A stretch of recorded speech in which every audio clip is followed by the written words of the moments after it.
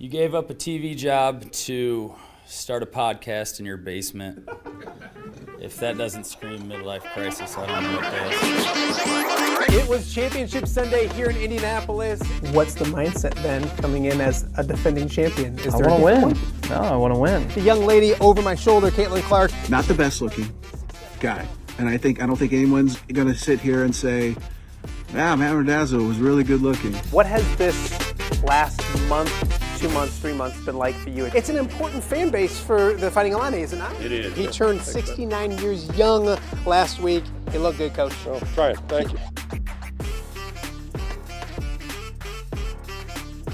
Welcome to Off the Air with Matt Randazzo here on a Tuesday in the Quad Cities. It's Tuesday, April 7th, a chilly, cold, sunshiny day here in the Quad Cities, I guess, but a bunch to talk about here on Off the Air with Matt Randazzo. Thank you guys so much for joining us today. We have a national champion, if that makes any sense.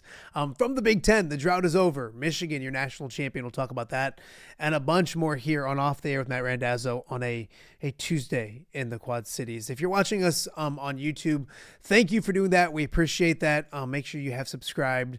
If you have subscribed, thank you. If you haven't subscribed, please do so. Helps us out a ton. And then tell a friend or two or 10 about what we're doing each and every day, about 10 o'clock every morning.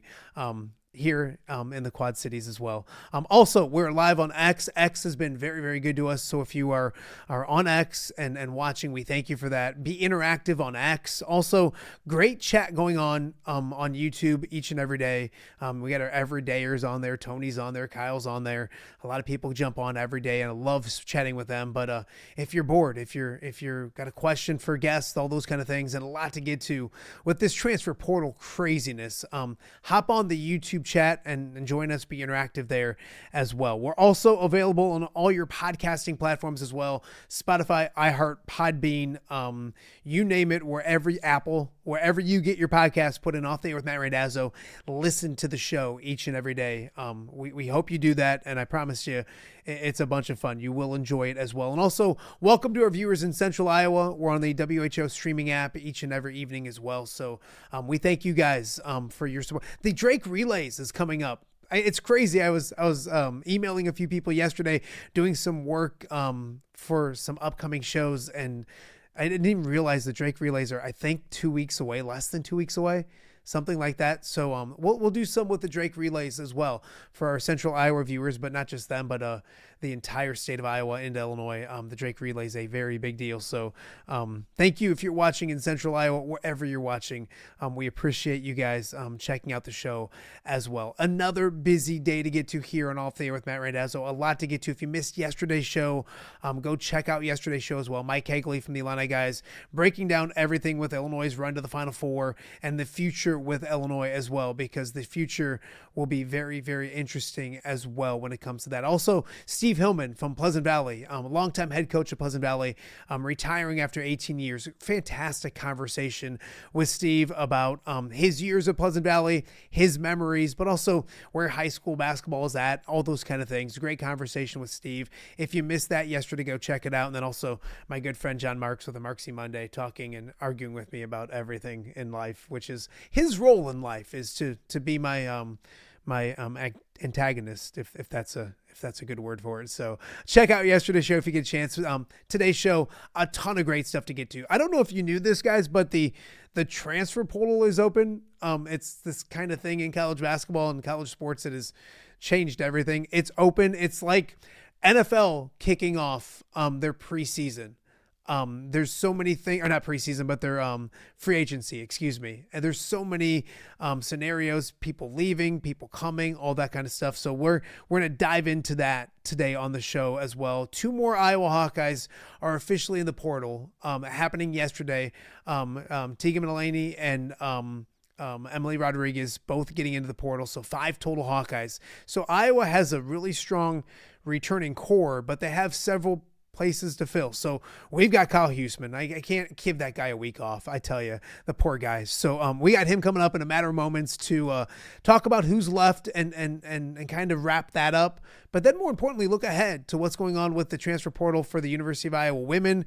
And also Kaker's kind of a slacker. So Kyle dabbles in the men's basketball stuff as well. So we'll get a few names when it comes to men's college basketball when it comes to the transfer portal for Iowa as well. So Kyle Huesmann coming up in a matter of moments. Also, the March Madness has been amazing. Local teams, when you had Iowa State, Iowa, and Illinois all in the Sweet 16. Heck, you had Iowa and Illinois in the Elite 8 playing to go to the Final Four. Illinois in the Final Four. And one local tie to all of it was Colton Sigel, former Rock Island standout, a grad assistant down at Illinois, was part of all of this journey. Colton Sigel's on the show later in hour number 1 of the show. So really excited to chat with him. We had him on in January. We had his dad on last week. Legendary head basketball coach, state championship head basketball coach at Rock Falls and Rock Island. But now we have the best Coach Sigel, in my opinion, Colton Sigel, coming up later on in hour number 1. So that will be a blast. And then we're going to introduce you to a new media member here in the Quad Cities, working for the Quad City Times, Dispatch, Rock Island Argus.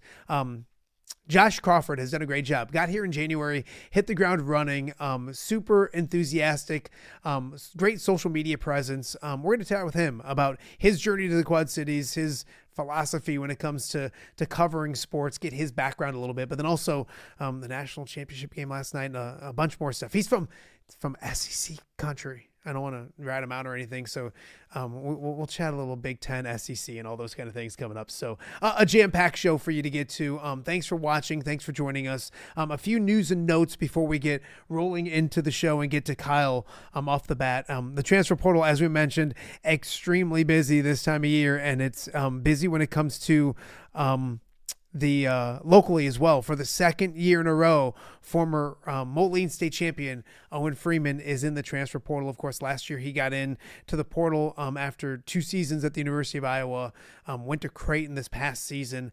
He's back in the transfer portal, 6'10".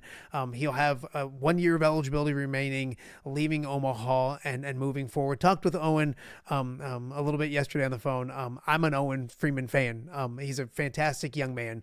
I know that his journey in basketball has been different and all those kind of things, but he's a good kid. And not a kid. He's a good young man. So he's going to join us on the show when he makes his next decision on where it goes. But the transfer portal is the transfer portal. And it kind of goes to show that, there's some home runs and some great fits, and it works out really well. But we always talk about speed dating, and sometimes it doesn't work out. And I think he would be the first one, along with Creighton and others, to say that this one just didn't work out from the beginning, or from the early stages, I should say. So Owen Freeman back in the transfer portal. We wish him the best of luck, and we'll catch up with Owen Freeman coming up when he makes his decision on where he's heading to next. His high school teammate and another state champion, Brock Harding, got in it last year as well. He's at TCU, and that was a home run. Loves it there. Obviously won an NCAA tournament game there this year at TCU. And speaking of Brock, we're efforting to have him on the show possibly tomorrow, if not this week for sure. So we'll catch up with Brock Harding and get his perspective on a pretty special run in the NCAA tournament and this season down in the Fort Worth area and TCU. Also, we mentioned some recruiting news. The Iowa football team picked up a 4-star recruit this morning, Tommy Reardon from Illinois, a tight end, defensive end, 4-star kid out of Illinois, committing to the University of Iowa, I believe a 2027 kid. So some more good news for the Iowa football program. Spring practice is underway. I'm going to try to sneak up and watch spring practice. I don't know if I have I got to find out if I have the credentials to go watch spring practice. I think I do. But a spring game coming up at the end of the month. So good news for Kirk Ferentz and the Iowa football program there. And we mentioned Michigan, your national champion, knocking off a very game UConn team last night. Michigan didn't play well, didn't shoot well, but they got the job done. They're your national champion. The streak is over for the Big Ten. Or the drought, I should say, is over for the Big Ten. And if you look at it, we'll talk more about it later in the show. National champion in men's basketball, Big Ten. Women's basketball, Big Ten. Wrestling, Big Ten. Football, Big Ten. It's a good time to be a Big Ten school right now. And it may be no surprise the NIL era and the Big Ten's rise a little bit. Probably not a coincidence, but it's a good time to be a Big Ten school. And here in the Quad Cities, when you look at Iowa and Illinois, being in the Big Ten is probably a good thing, and should bode well for the future for both schools as well. So that's the news and notes. It's time to get into this transfer portal stuff, and it's crazy because no one can run from the transfer portal when it comes to players leaving, including the University of Iowa. Joining us now, Kyle Huesmann on Off the Air with Matt Randazzo. Is that an Illini? I get in trouble for the Illini stuff. That is not an Illini sweatshirt, right, young man? No, you can't. It's a Clemson sweatshirt. Okay. I don't actually, probably nobody that's watching, definitely nobody that's watching this knows anything about me in terms of that. I for the longest time in like high school and early in college collected a lot of sweatshirts and shirts and stuff. So I don't really get to wear them anymore because, I'm not showing up to Carver for women's basketball in like a Clemson sweatshirt, but I got like Utah, BYU, I got Clemson, Youngstown State, Kennesaw State. I probably got like 15, 18 sweatshirts and shirts of schools. So that's just Kyle. I was the same way when I was young. For like Christmas, I would ask for like Penn State. I mean, I was an Iowa fan, but I'd ask for like a Penn State sweatshirt, or like just different cool logos that I liked because I was just a sports fan. We'll let I've stayed away from other Big Ten schools. I do have an Oregon one that after like 3 years that didn't pan out as well. But I've stayed away from the Big Ten. But it's funny because I wanted to get ahead of it because the chat. Next thing you know, and Kakert will he'll trash you and start these rumors that you're an Illini fan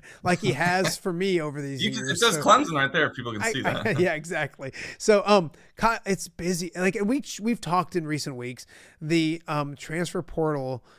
You can't hide from it. And Iowa hasn't been affected departure-wise very much over the last recent years. This year, they've been affected by it. 5 players. I don't think any huge surprises. Obviously, Addy Deal, and we talked about it last week, probably a surprise, but it is what it is. 5 players in the portal. If you're an Iowa women's basketball fan, what should your reaction be? It's crazy. I've somebody messaged today or talked on social media or responded to something I had up there that like, this is it. We need a change now. The program's going through awful times, and it's wild people think that way. What should Iowa fans think when it comes to the transfer portal departures right now?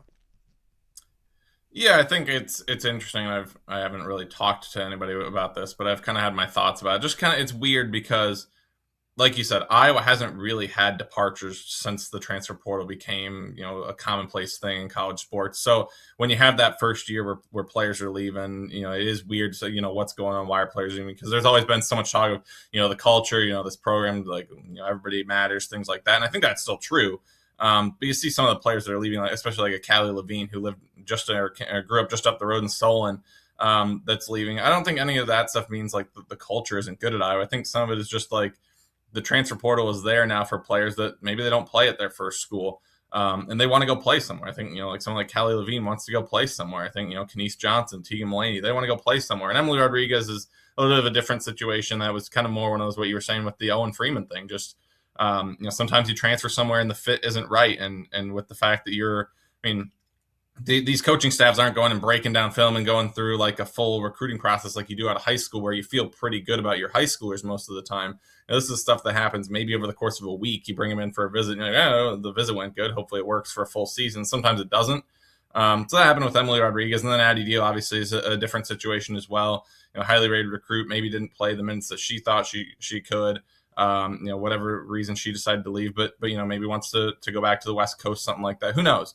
But I think that's just kind of the transfer portal era we're in, where players have the ability to, if they don't feel like the school they're at is the right fit for whatever reason, maybe they're not getting the minutes they want, whatever, they can go. And I think, you look at it, as you said, Addy Deal was probably a little bit of a surprise, but the other losses weren't necessarily surprising. And the other losses didn't have a big impact on what Iowa was able to do last season. And really, to a certain extent, outside of a couple of games, Addy Deal didn't have a giant impact on what Iowa did last season. Now, I think, whatever school she decides to go to, I think she's going to be good there. And I think it is going to be, they're going to find someone to fill her spot. But I think that's going to be a loss down the road. So, she ended up being a pretty good player. But they kept the core intact. I guess, they had a couple people depart as seniors. But the core that could return, that made a big impact last season, is returning. So I think, people have to look at who those losses were and say, okay, like how big of losses were the.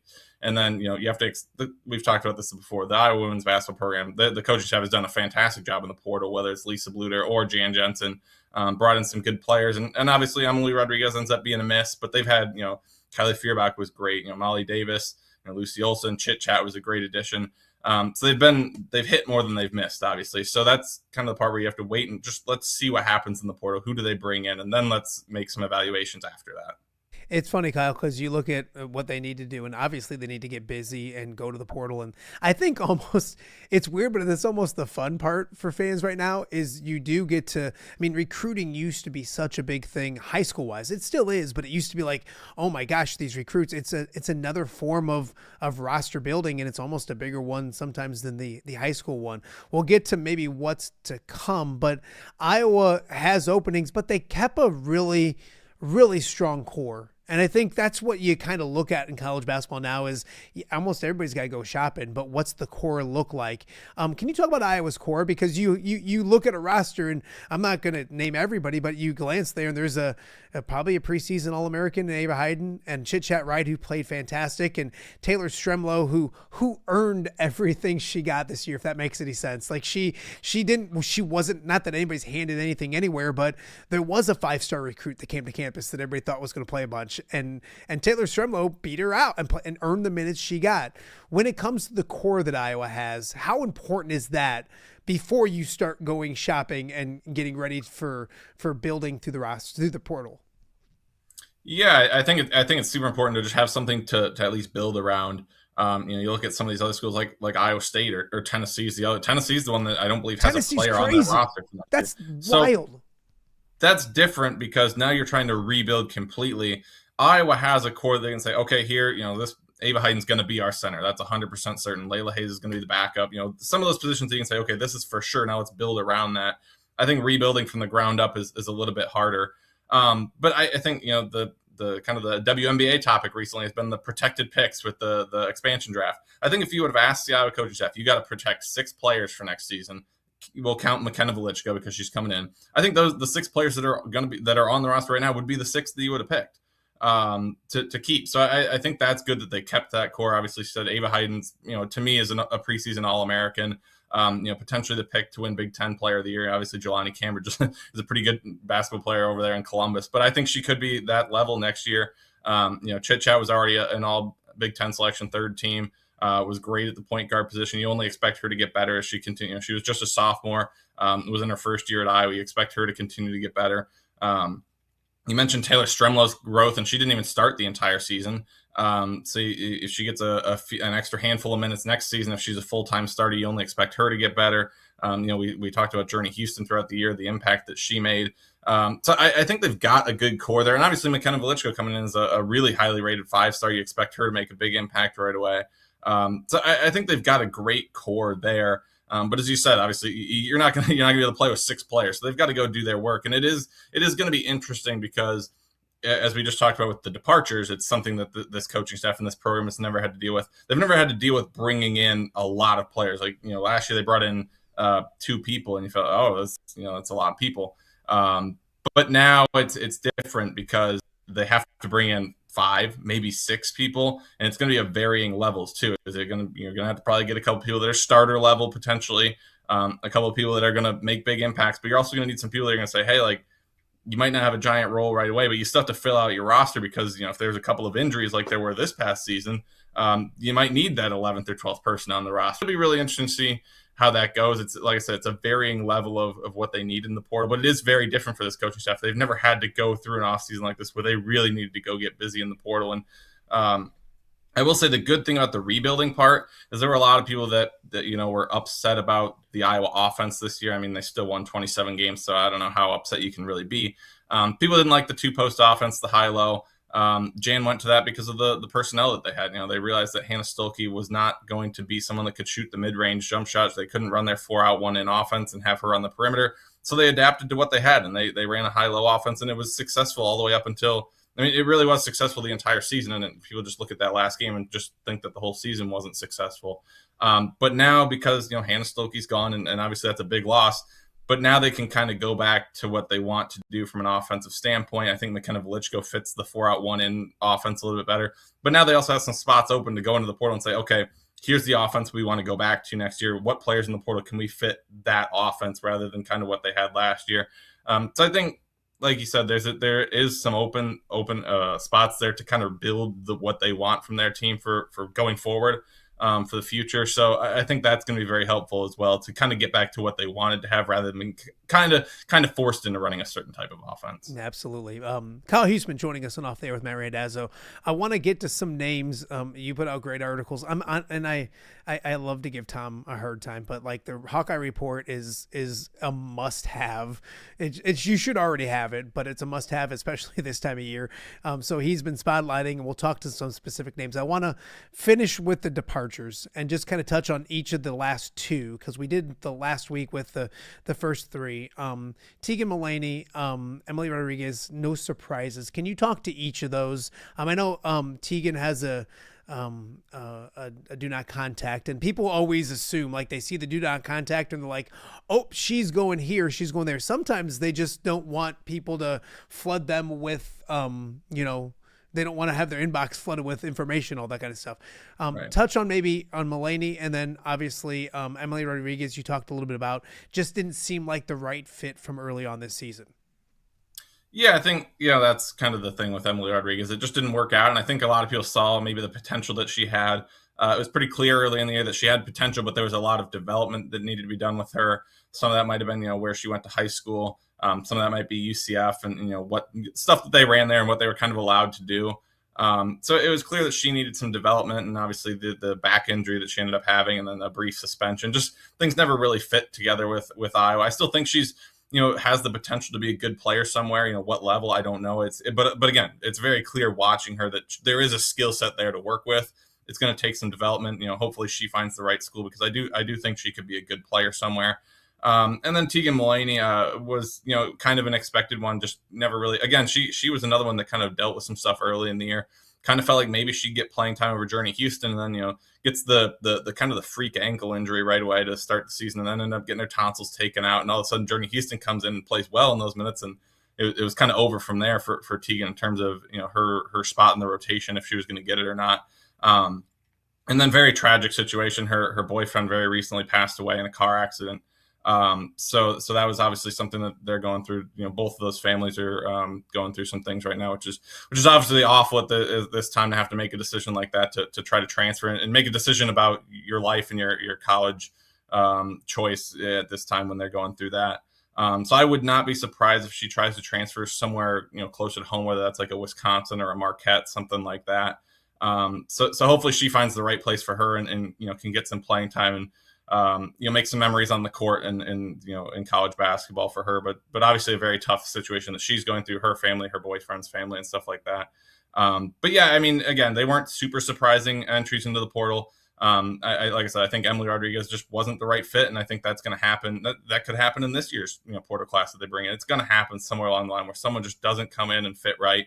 But I still think, like I said, over the years, Iowa's done really well in the portal, much better than some other schools that have had struggles with, people that have come in from the portal. So that just happens at times. And then Tegan Mulaney, again, I think there were some things that kind of went against her from an injury standpoint. Just was never really able to crack into the rotation. Like I said, I thought she was going to have a chance this year. And then, a couple of things come up at the beginning of the season, and Journey Houston took advantage of those opportunities. Some of that happens as well. Something happens that you can't really control and someone else takes your spot. So yeah, I mean, like I said, two not surprising losses, but again, it's just different for Iowa because they've never really had this many departures. So there are a lot of people that look at it and say, "Wow, like why are people leaving?" But as we've both said, you just can't hide from the portal. It's just it's just how it is at times. Yeah, it's gonna get you. All right, people on the chat, I think, are already probably asking, like, all right, like, get to some names. So I guess first, can you outline what's the, I don't want to say shopping list look like, but you know how you get a shopping list and my wife needs me to get this, and this. How many items am I getting at the store? Am I getting produce? Am I getting, like, what's the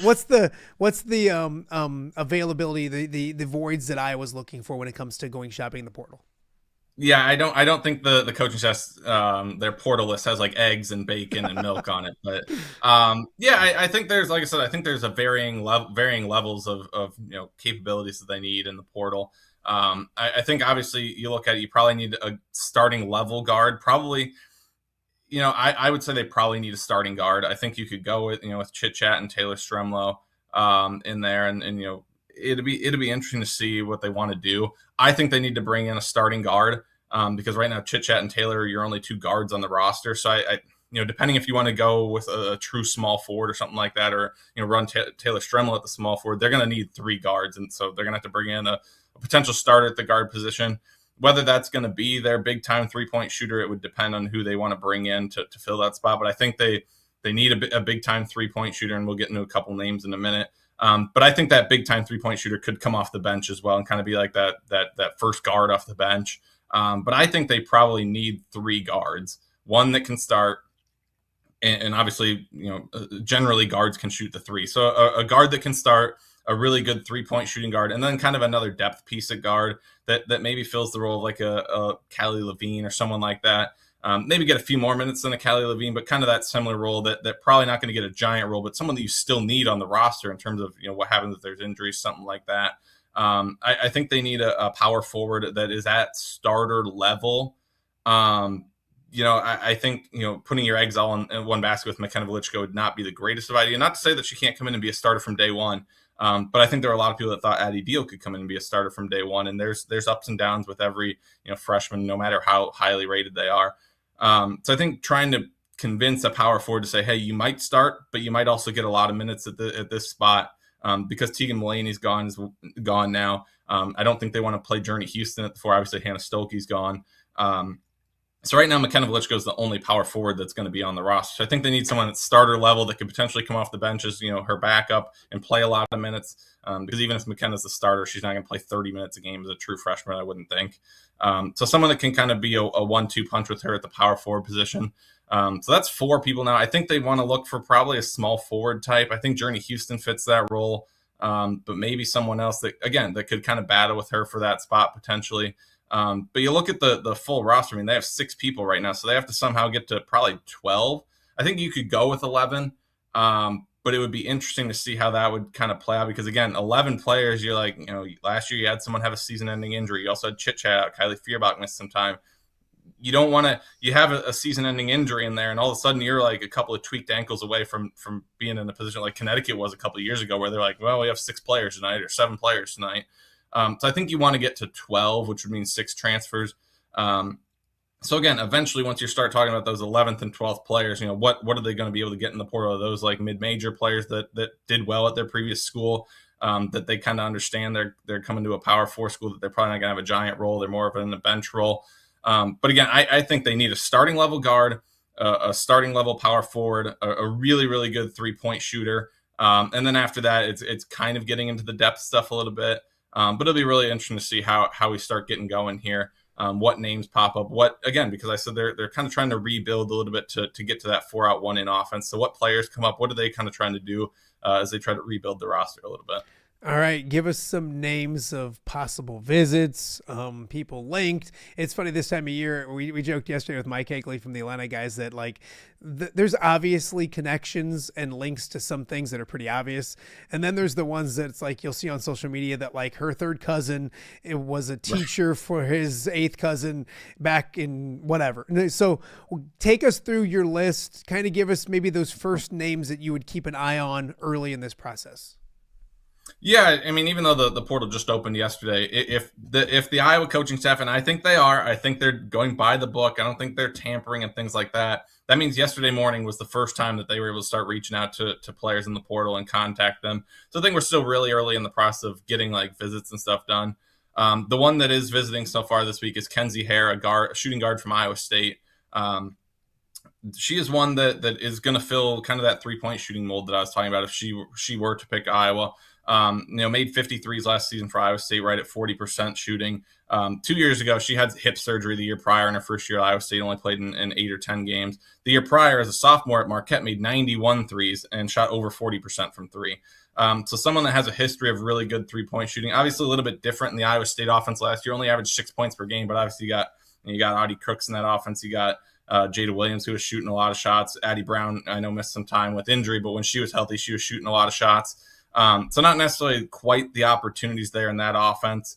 But, I think she's someone that could come in and be a really high level 50, 60, 65 threes for Iowa. And that fills really what I've been talking about, that 3-point shooting role. I don't think she would be a starter. I think that would mean that, not to be disrespectful to her anyway, but I think if she was a starter for Iowa, she picked Iowa, that would mean Iowa had a poor group of guards that came in, because I think she's probably more of like that 4th guard. She doesn't really fill that starting guard position that I think Iowa needs to bring in, but still, I think she would fill that 3-point shooting role really well. Another player that I'm keeping an eye on is the Lindenwood shooting guard, Ellie Brueggemann. She would be a home run hit, in my opinion. She made 96 threes this past season, was third in the country and made threes this season. And she shot 44% from 3. So we're talking about Maybe even a slight bit in terms of 3-point shooting, a slight bit higher than what Taylor McCabe was on track for, because she was shooting right around 40% and on track for about 85 threes. This was 96 threes at 44%. So, I mean, we're talking elite level 3-point shooting. So that's a name that I'm keeping an eye on at the mid-major ranks, because I think she would be someone that, again, I don't know. I haven't watched, it's hard to dig up film on Lindenwood. So I don't know if she would be a starter. That would be really interesting as well, because I think you want to fill that starting spot maybe with someone that's a little bit more versatile. I know Taylor McCabe started for Iowa. I would agree with fans in this spot that you probably want your starters to be able to kind of do a little bit of everything and then bring in the 3-point shooter off the bench. So Brigham could start, but again, that's a name that I'm kind of keeping an eye on. A couple other ones: Oklahoma State transfer guard Amari Whiting is someone that has gotten a couple of follows on social media from Iowa coaches. Former BYU transfer, had a decent year at Oklahoma State. Didn't shoot it super well from 3-point range, but is a good rebounder for a guard. Again, probably someone, I don't know, again, that she would be a starter. I think they're right now, the names that are kind of popping up are ones that would be kind of those off the bench guards potentially. Again, you have to convince them that coming off the bench is okay. But she's someone that's played at BYU, played at Oklahoma State, made the NCAA tournament with Oklahoma State. So she's got some experience at that level. The first name that comes up to us in terms of forward position that I've kind of been looking at is Lauren Hurst from Tennessee. Was a former 4-star recruit, true freshman at Tennessee this past year. Obviously, their whole team is gone, so she was one of them that left. Didn't get a lot of time for the Vols this past season, but 6'3" and shot the three pretty well in limited minutes. Was 12 of 29 from three, which is 41% from 3-point range. So again, that's probably more of your projectability type pickup if they were to go after someone like that. And I know people are going to look at that and say, we need players that can contribute right away, stuff like that. And do we want to replace the thing that I've heard when I mentioned Lauren Hirsch is, we're just going to lose a 5-star recruit and bring it in with a 4-star that didn't play. If you're going to bring in 6 players from the portal, somewhere along the lines, one or two or three of those players is going to be projectability a little bit. What do we see? What did they do in high school? This type of stuff. And I think Hurst would be someone that, when you start talking about that 4-out 1-in offense, she shot, again, limited time, but 12 of 29, 41% at 6'3" is pretty good.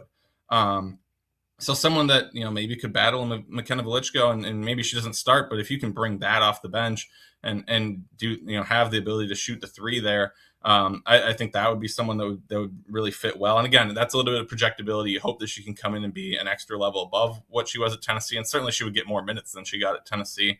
But those are some of the names right now. Again, we're really early. The coaches are probably working the phones already today. There's going to be, I can guarantee you, there's going to be a lot of names, because like we said, they need 5 or 6 players, which means they're probably going to be reaching out to 20, 25 players to get those 6, right? And that's just kind of how it goes. So it'd be really interesting to see if those are the names if those names kind of, step up, or maybe they bring in a few for a visit. But right now, Kenzie Hare is the one that we know is visiting. And I do think she would really help in that 3-point shooting role that I've talked about.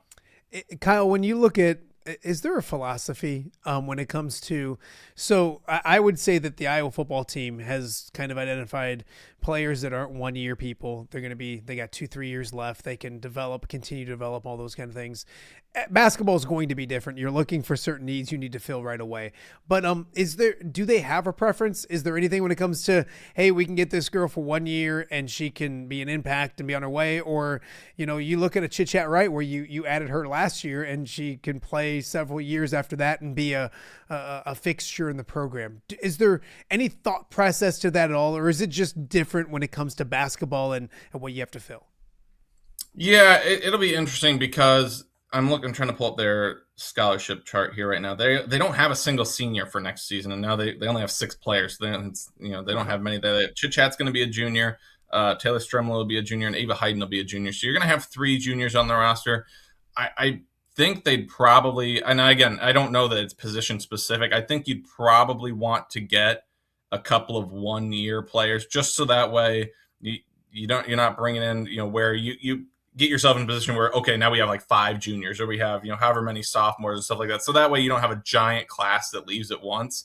So I would expect them to get a couple of players. And now Kenzie Hare is a good one, that she would be a 1-year person. Again, I know I've closed out of my other list, so I don't know what year these players are.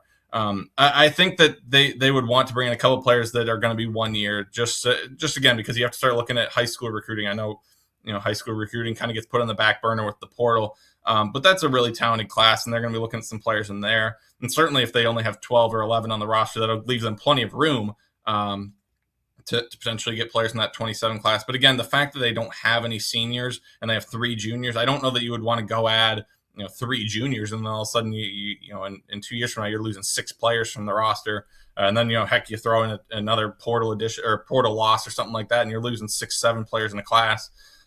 So it'll be interesting to see what they add. Last year, obviously, they went with 2 really young players. Now one of them is back in the portal, but it depends on what, I guess it could be position specific. Do they feel like, hey, we have this player in the 27 recruiting class that we feel like could impact us right away? Maybe one of the guards is only a senior or something like that. Or, hey, we feel like this power forward in the 27 recruiting class is really good. And maybe we want to bring in a power forward that's a senior or something like that.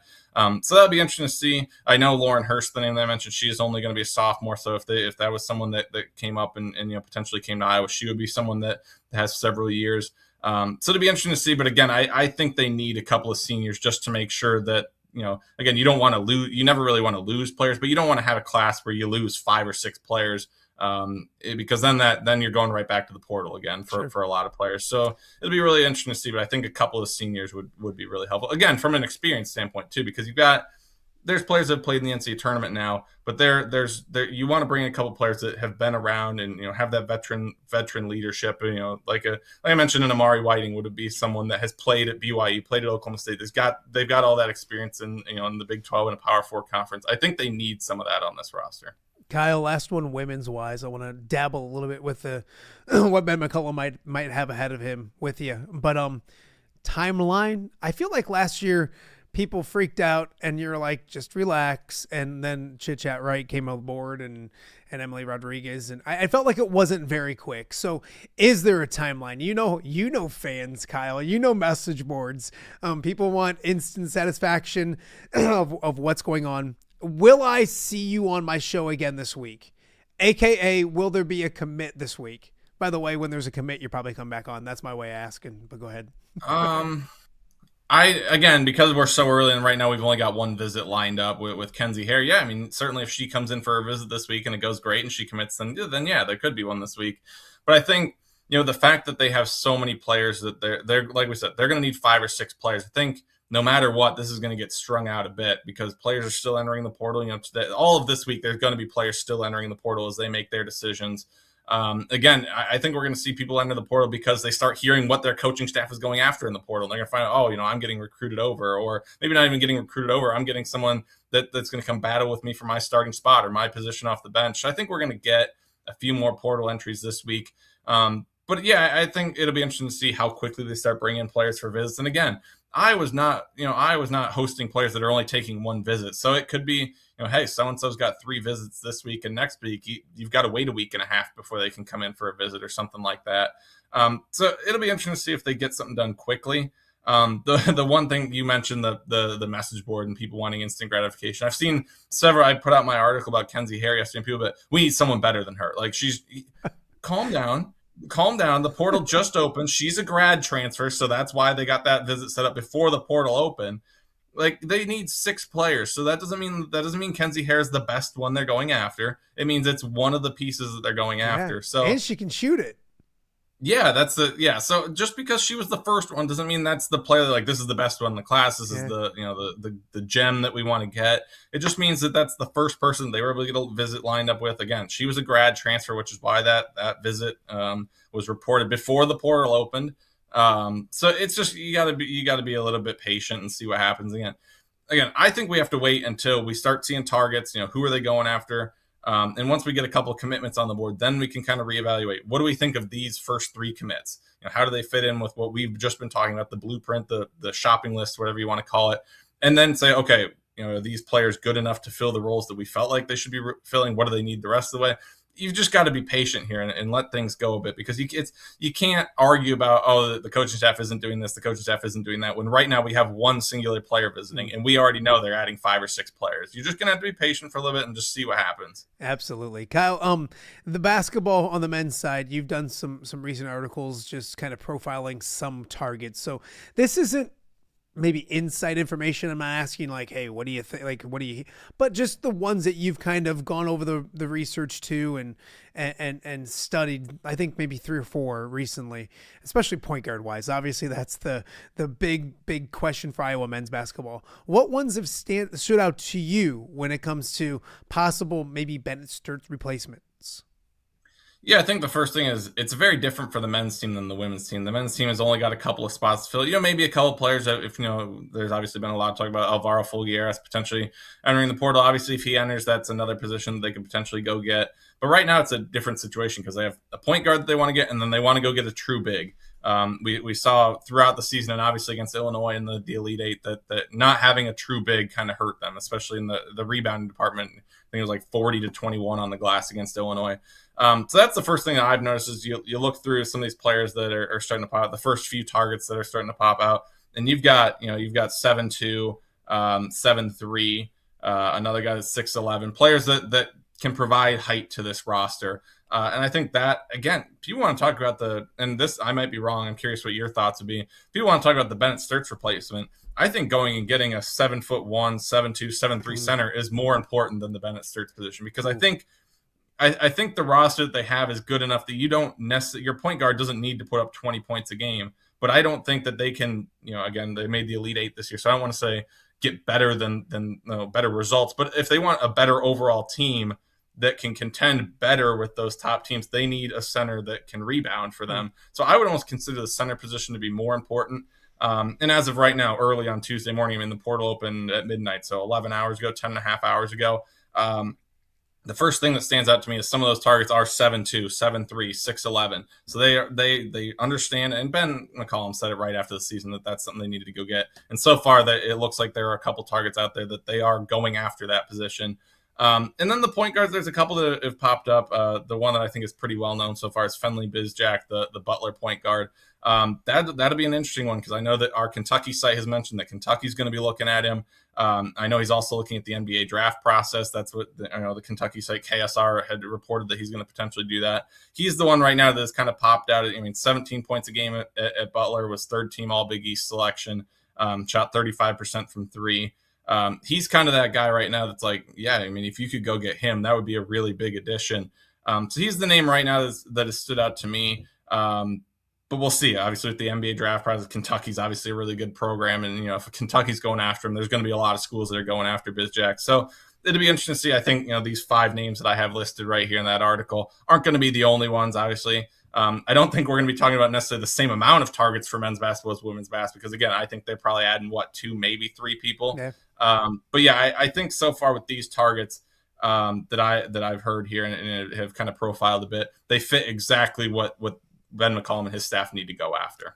I would agree that I put it 1A and 1B, and probably 1A is the Bennett Sturtz replacement. But you're right. They lost to Illinois because they got beat in the paint 40-12, and you saw it a lot this year. They played bigger than they were, and against Florida, you got to give all those guys credits. They did a fantastic job against the big front line, but they do need. I think their defense goes from extremely good to maybe elite if they have a rim protector, somebody back there that can erase a few things. People worried about their on-ball defense and sometimes getting beat. February, I think during the season, there was a couple teams that exposed that. Well, they can be more aggressive on the ball if you have a 7-1 guy behind that can maybe protect the rim as well. So I think it's super important, but at the same breath, if you take away Bennett Sturtz in any of all this, and he just has the ball for so much. Now, I do think Cale Combs is a lot more serviceable than people. He's not the scorer or anything, but they ran 2 point guards, if you will, for the majority of the year. There's several times that Bennett came off the ball and Cale brought it up, and Bennett worked so hard off the ball as well. So, yeah, I completely agree. Probably a lesser of lists when it comes to those kind of things as well. If you, and during all of this, has Kakert asked you to do I have eligibility left? Like if you were doing like an art, like sneaky athletic? No, for me? No. Well, no, not even sneaky. Not at all. Well, I've never seen you play basketball before. Sneaky unathletic. or just flat out unathletic. I do have eligibility left. Later on this next week, longer story short, Luke Johnson, he's a Rockridge standout, got to the coaching. He was with Jay Norvell at Colorado State last year. He actually just got on. He's on staff with the Washington Commanders. And so he's going to be on the show next week, and he's doing draft stuff this week, so that he was busy. And I said, am I been mentioned at all? This is texting last night. And he said, they were impressed with your 40 time, but they didn't like your vertical. And that makes sense. I totally understand that as well. Before I let you go, tell people about the Hawkeye Report. I honestly just went to, and people like you scrolled on your phone while Kyle was talking, but I get worried that we're live, baby. A lot of times people give me a hard time because I pre-record some interviews. Kyle is as live as life can be. He could go off on whatever rant he wanted, and I have no control over what he's not gonna. But I look just to see, like, is there something that broke? And I mean, we got Bone and Camp talking about the Price is Right.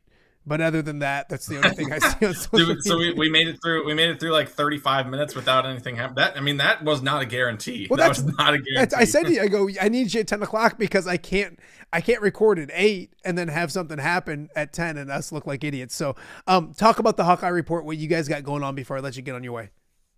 Yeah, I mean, obviously the portal is the big thing, men's and women's basketball right now. We'll have, portal. I already have one out on Kenzie Hare, kind of a bigger breakdown.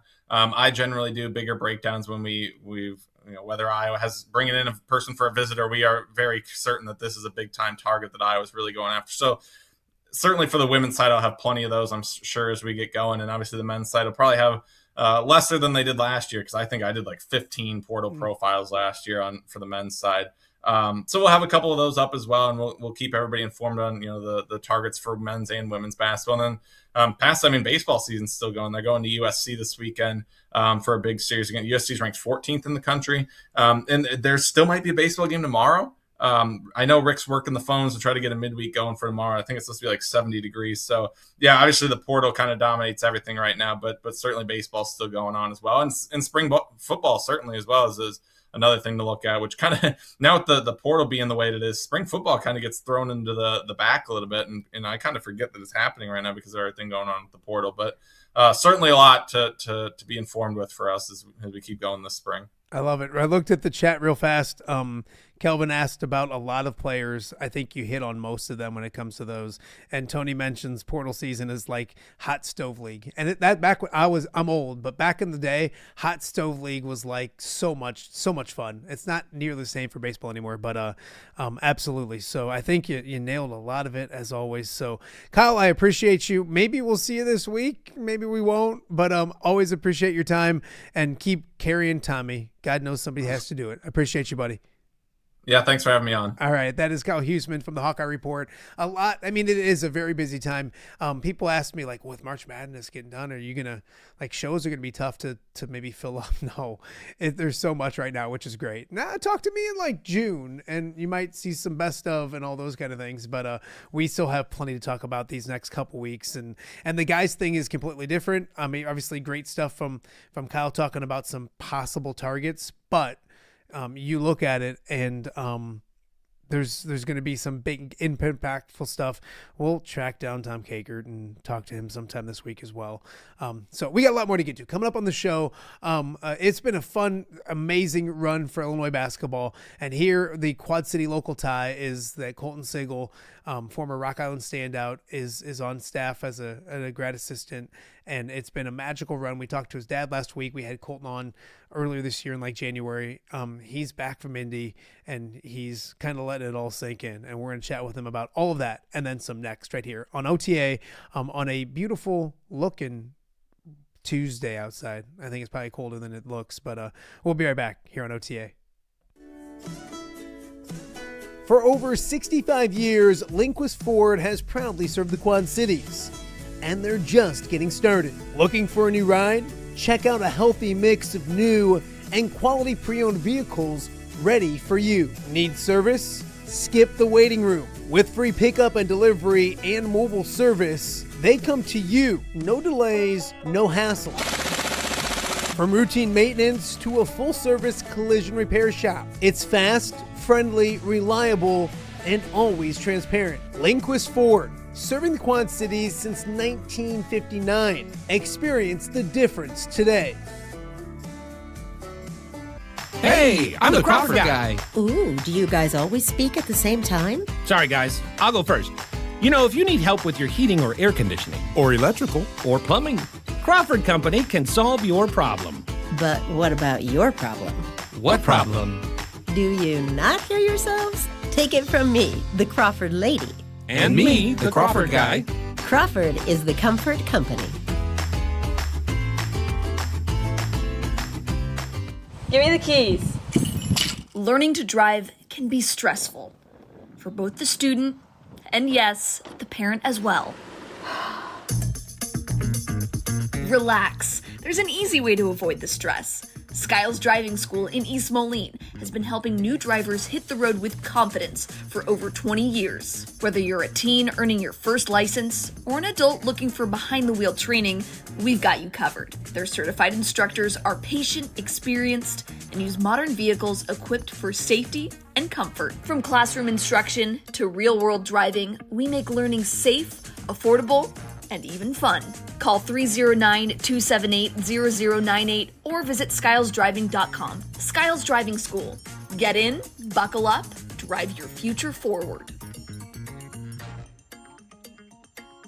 Welcome back to Off the Air with Matt Randazzo here on a Tuesday in the Quad Cities. It was about 5 days ago where we found out after watching Iowa in the Sweet 16 and Illinois in the Sweet 16 that we're going to have Iowa versus Illinois in the Elite Eight with a spot in the Final Four on the line. And I said it all last week. This is ground zero. This is the front lines when it comes to the Iowa-Illinois rivalry. And so everyone here in the Quad Cities, both Iowa and Illinois, super excited about the game. And we had a Quad City tie. We talked about it earlier this year, probably in January. Illinois got a familiar face on their sidelines as a grad assistant, and we're lucky enough to have him join us now right here on Off the Air with Matt Randazzo. I will introduce him as the greatest Sigel to ever coach basketball, Colton Sigel. How does that sound? It sounds pretty good. If you ask some of my family members, they might disagree with you. Little bit of angry tone, but that's not just that. That's others too. Others might be offended with that as well. Yeah, my mom would like it. She would agree with you, just to take a jab at my dad. But yeah, no, I appreciate having me on. It's been a fun year. And what a crazy ride it's been. We're going to talk about, I guess we'll start with what you guys just got done with, and then we'll go back a little more. But a Final Four, Colton, and we kind of joked when we chatted earlier that like you guys were like the Beatles in Indianapolis. I mean, hour and a half away from Champaign, the energy, the excitement. What was it like to be part of this Final Four run with the Fighting Illini?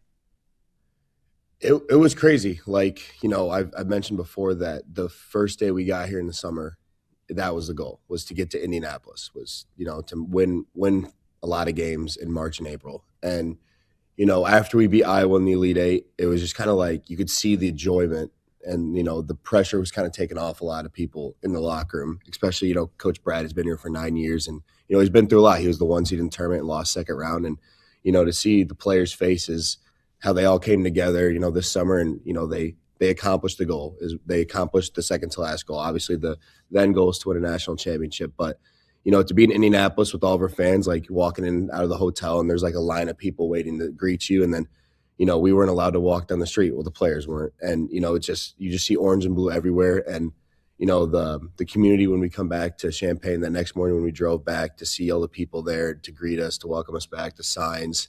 It means a lot for a lot of people. And, to be a small part of that, it was, pretty special. You don't realize it when you're in the moment.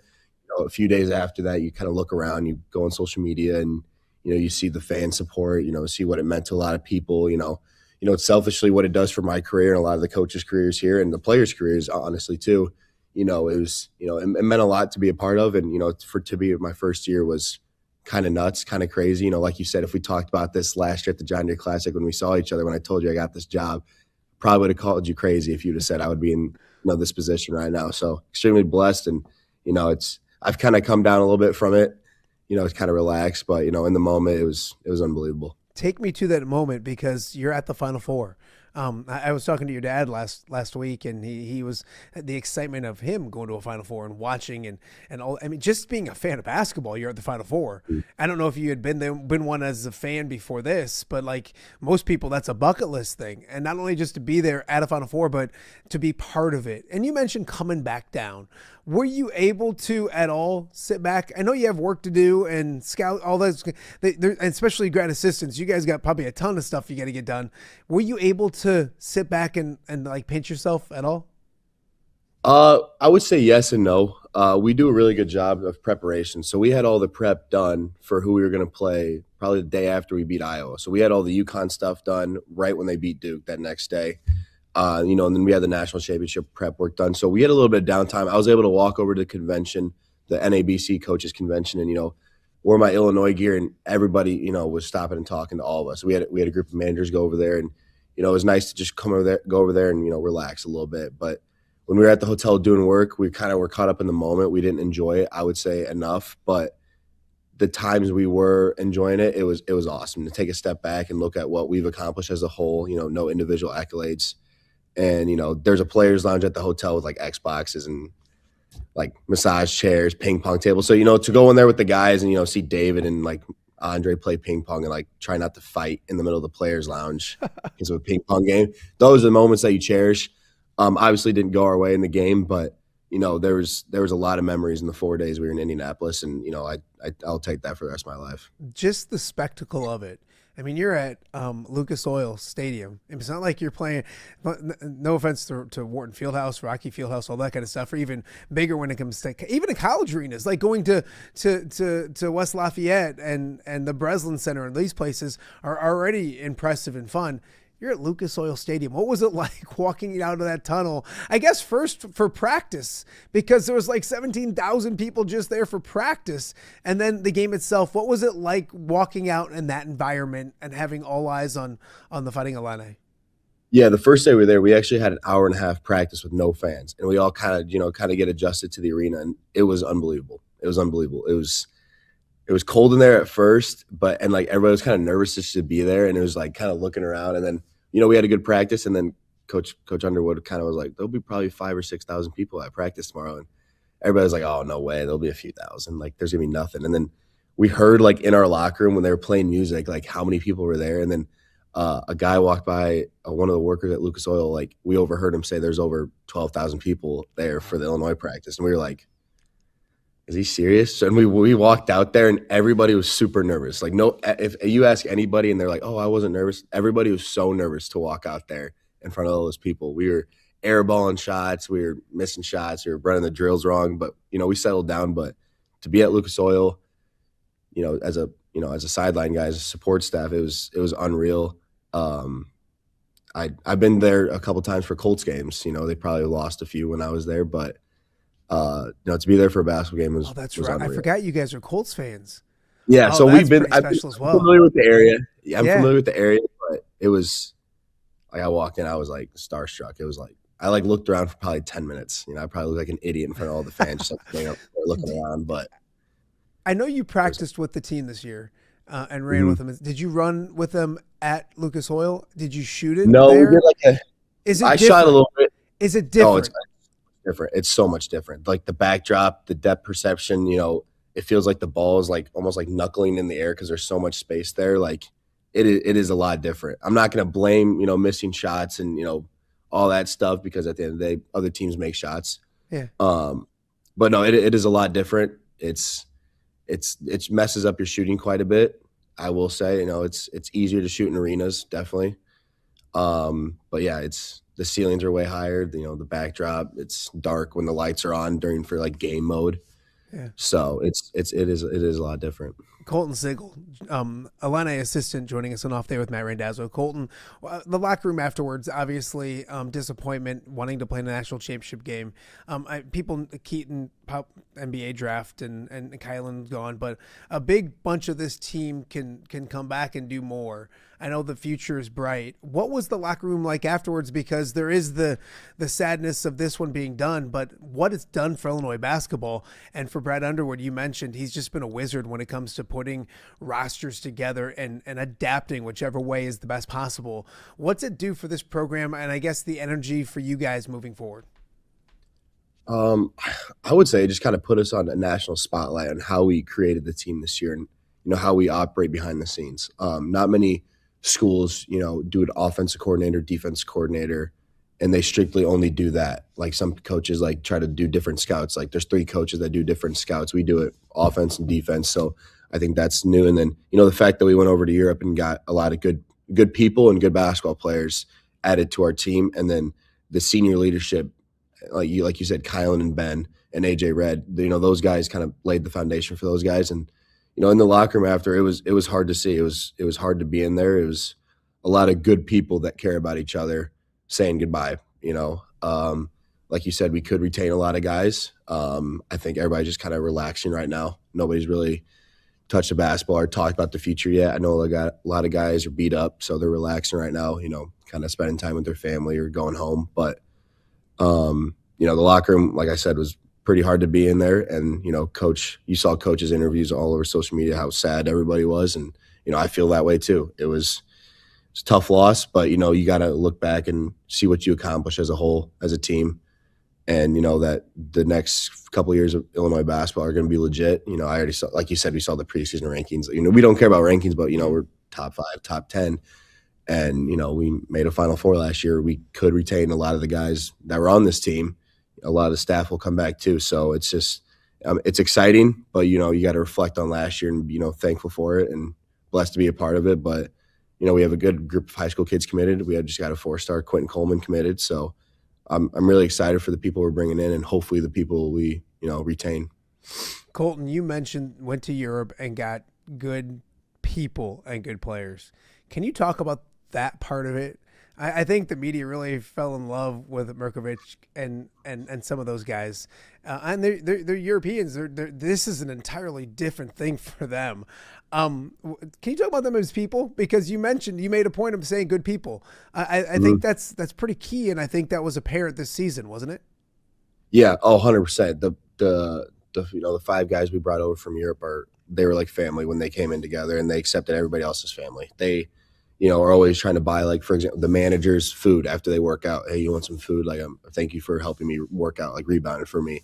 They're cracking jokes. They're when they walk to class, they're always taking pictures of everybody. They love it. They love being around people, and they have that family aspect to them when they join the team. When Z came in, Tommy was already here, and those two, fighting as brothers, like it made it feel like a family because they would fight, they would team up those two and then, go mess with other people. It was truly, you had to be on your toes every day. You had to, take it with a grain of salt when they mess with you because they're going to mess with you. And, it was just fun to see everybody kind of, gel together and, become a family. It's like, they're all under one agent. His name's Mishko. And, Mishko said that these guys are fun. These guys are good people. And, they really are. They're really good people, and it was awesome to be around them. Colton Sigel joining us on Off There with Matt Randazzo. I want to get to Iowa, Illinois, because it's a Sweet 16, and I joked with people as that game was getting ready, because I think, and gambling wise, it was like both were small underdogs. So if like you put them both to win, and there was like 4-1 odds when the games came out of Iowa playing Illinois, and I thought it was crazy because if I would have told you in November, what are the chances of Iowa playing Illinois to go to the Final Four in the Elite Eight, what would it be? And I would have said like 1 in a million. And it was like 4-1 odds, and then it happens, and it's Iowa versus Illinois. And we joked we're the front lines of that rivalry. What was it like for you being the Quad City kid with Iowa versus Illinois going down? I joke about it because me, Tyler, and 2 other assistants were standing in the tunnel like when we just got there watching the game before us. And I'm just thinking in my head, I was like, there's a chance we could play Iowa because they were playing well against Nebraska. Nebraska didn't have it that night, and Bennett Search was making shots, and they're a really good rebounding team. But it was nuts because like my phone was blowing up after the game we beat Houston, but they were all like, instead of saying good game, good job, like we're proud of you, it was more like, holy crap, you guys play Iowa. Like the Sigel household, because we're in Iowa. We live in Iowa now. I don't know if you knew that. No, we live in Iowa, and there's Iowa flags all around our little neighborhood, all over. So wow. I was like, oh. And there's like an Iowa block party that my dad said that there was going on that day. And obviously my dad was super nervous. I don't know why. Just him being him. But, all my friends would text me like, we're wearing our Illinois gear out. Like, and then I got others like, we're wearing our Iowa gear. I hope you guys lose. And, it was nuts. It was we didn't expect it to happen. We had a tough matchup with Houston, and we needed to get past that first. But after we beat Houston, we were all kind of like, we play a Big Ten team to go to the Final Four. Let's, regroup and lock in. The celebration in the locker room was obviously really fun with the water guns, and I know you saw all that. But I've never seen us get so focused so fast after a win for that Iowa game, because obviously rivals, we don't like each other, and they're playing well. We haven't shot it that well. And, we knew the crowd was going to be crazy, and Iowa brought like everybody. So we regrouped really fast and focused really fast, which I was really happy that we did, because I was kind of like on a high. I was like, oh my gosh, we're in the Elite Eight. That game, I mean, Iowa leads with like 8 minutes to go. Take me through the end of that game and maybe what's going through your mind. I thought Illinois did a great job of realizing a size advantage inside. I'll give you credit that you yelled from the bench, "Hey coach, let's go inside and beat them 40-12 in the paint." I think that's a good idea. Talk about that game, because it was you look at it in 71-59 or whatever it was. I think it was a 12-point win or whatever. It was a closer game than what that was. Iowa led with 8 to go. Take me through the end of that game in your vantage point. Yeah, our players did a really good job all year of never panicking. Like, I never saw guys panic, and that's one thing that in those close games and those late games really help out. I remember the one timeout, I believe it was like 7:15 to go. Like, we kind of I overheard in the huddle that we were going to go to Tommy a few times to see if we could do something, because Keaton was tired. His shots weren't falling that night. I think Kyle was in foul trouble, and then Dre had a few turnovers. So we were looking to go somewhere else, and we gave Tommy the ball a few times, and he was a difference maker. Like I said, we never panicked. And then on the defensive end, we really, really locked in those last couple minutes. We treated Bennett like he was the All-American he is, and got after him a little bit on ball screens. And then, rebounding was huge. Rebounding won us the game. Rebounding won us a lot of our games this year, truthfully. And, to see the guys kind of lock in and do all the little things that we preach all year in those last couple minutes really proved how special this team was. To do an Elite Eight game against your rival, too, after not doing it the whole game, kind of losing the whole game, it speaks volume of our leadership and the coaching staff that were on the bench that did the in-game situation. So, we deserve it, definitely, but we definitely leaned on our leadership and our past couple practices leading up to that to lock in on that. I don't want to get you in trouble, but growing up wise, which side of the rivalry? You were an Illini guy growing up, or were you not in the rivalry growing up? You just knew about it, obviously, being here? I don't remember you guys being huge Illini fans or huge Iowa fans. Yeah, I would say I was in the middle, because, Coach McCaffrey, when he was at Iowa, recruited Chase and Tyler Hall. So my dad got a good relationship with him. And then obviously Bruce Weber was here every Friday night to recruit Chase. And so, he had good relationships with the both. I would not say we were a big fan of either one. I never grew up watching either one. I could say I grew up watching Stanford a lot. Yeah. So we were never a big Illinois or Iowa fan. I know what we are now. I was going to say. Yeah.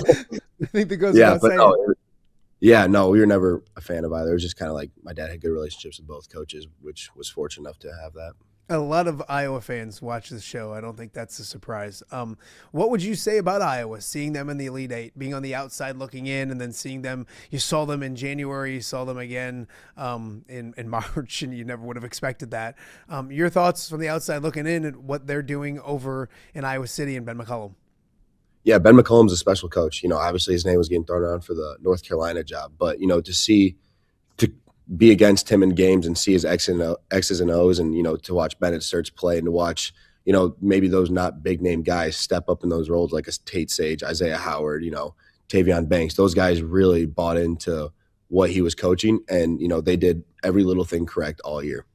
They might have not been the most athletic or talented team, but they got after you, they rebounded, they ran their stuff well, and they guarded you. And you got to give your hats off to teams like those. They beat Florida for a reason. It's not a fluke. Everybody's like, oh, Florida played terrible and Iowa hit a 3 at the end. No, if you watch the game, Iowa beat the crap out of them. They did what they were supposed to do, and they won the game, and rightfully so. And then they did the same thing to Nebraska. I don't call them Cinderella runs, because, Bennett Sturts is an All-American, and Coach McCollum is one of the best coaches in the country. And Tate Sage, like I said, I love Tate Sage's game. Great freshman from Oklahoma, and he's going to be really good next year. I don't want to go against him. They got some good guys. They got that kid from Iowa that just committed, the 4-star that decommitted from Creighton. So, Iowa City it's a fun time to be right now for basketball, especially when your head coach is who he is and, how he goes about it too. And, you lose Bennett Sturts, but, what he did in a year for that program and, for that team will never be forgotten. He's, like I said, All-American for a reason. And I hated prepping for him. He was terrible to go to prep for. And, I know Kyle and Boswell guarded him well, but it was a tough guard for us, Vera, to say. We'll get back to Illinois basketball so you don't get in trouble for saying too many nice things about Iowa. I don't want to get you. The journey for you, and we talked about how you decided to go down this path, and we talked with Dad about it on the show last week as well.